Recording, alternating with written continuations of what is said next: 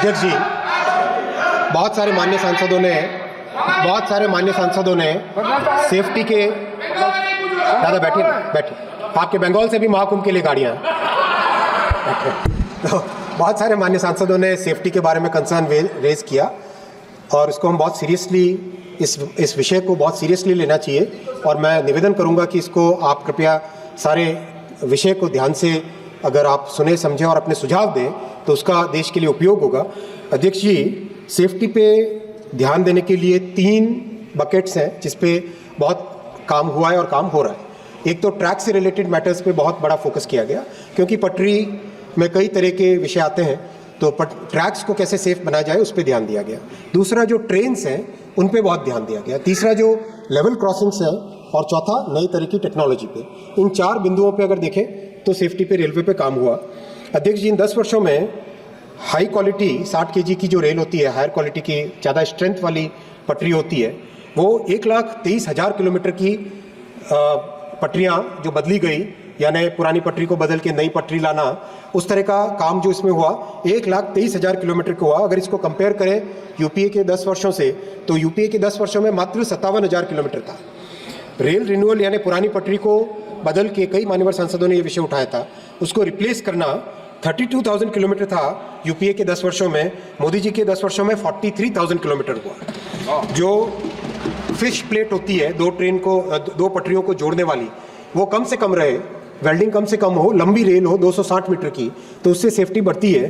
तो अगर यूपीए के 10 वर्ष देखें तो मात्र 10,000 किलोमीटर था और मोदी जी के 10 वर्षों में 68,000 किलोमीटर लॉन्गर रेल का उपयोग हुआ, 6 गुने ज़्यादा।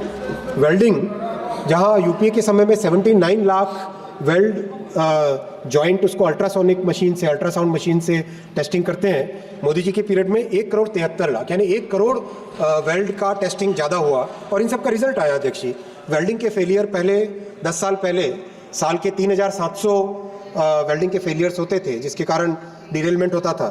आज मात्र 480, 87% कमी आई है वेल्डिंग के फेलियर में। रेल का फ्रैक्चर बार बार सुनाई देता था। 2013-14 में जहां 2,500 रेल फ्रैक्चर्स होते थे, वो 85% कम होके मात्र 380 रह गए और इसको भी प्रयास है कि इसमें और भी प्रयास करके इसको भी रिड्यूस करना है। अध्यक्ष जी, मेंटेनेंस की टेक्नोलॉजी में बहुत बड़ा परिवर्तन लाया गया।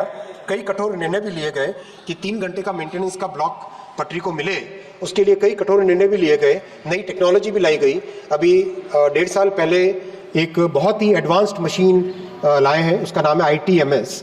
उस ITMS मशीन से अध्यक्ष जी, ट्रैक पे कोई भी अगर डिफेक्ट हो, कहीं पे कोई क्लिप मिसिंग हो, कहीं पे किसी स्लीपर के ऊपर कोई डिफेक्ट आ गया हो, कहीं पे ट्रैक के गेज में यानी दोनों पटरियों के बीच में जो डिस्टेंस है वो अगर कम ज़्यादा हो गया हो, सारा एकदम एक्यूरेटली मेजर हो जाता है। और 3 मशीनें बहुत अच्छा परफॉर्म की है। अब हर एक जोन में वैसी एक मशीन लगाएंगे।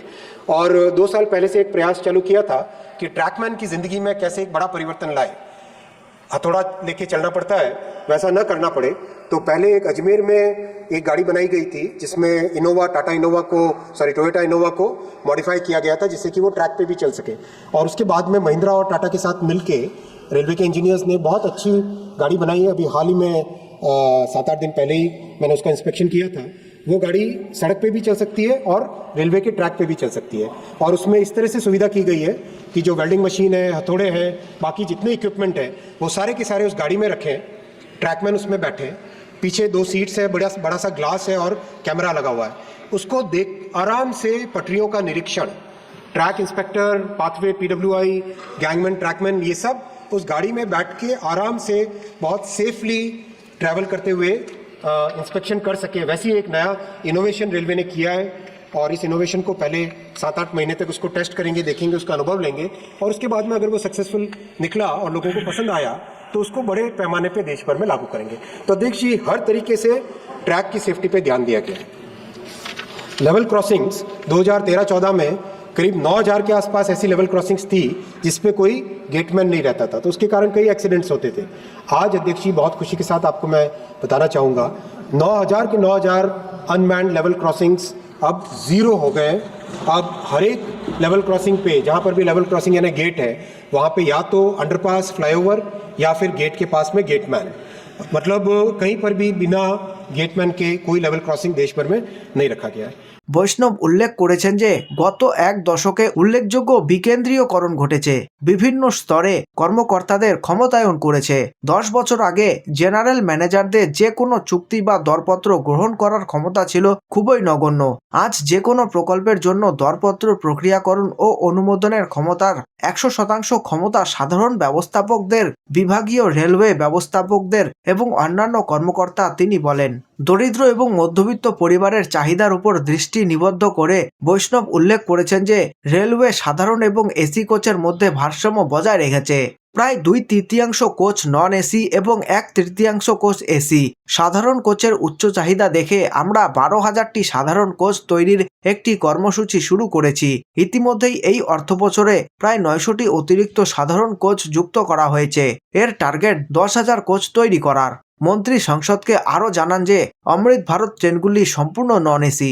এই ট্রেনগুলির 22টি কোচের মধ্যে 20টি যাত্রীবাহী কোচ, 10টি স্লিপার কোচ এবং 10টি সাধারণ কোচ। এই ট্রেনগুলি বন্দে ভারত ট্রেনগুলির মতো একই প্রযুক্তি ব্যবহার করে, যার মাধ্যমে স্বয়ংক্রিয় কাফলার, ভালো মানের আসন এবং চার্জিং পয়েন্ট রয়েছে।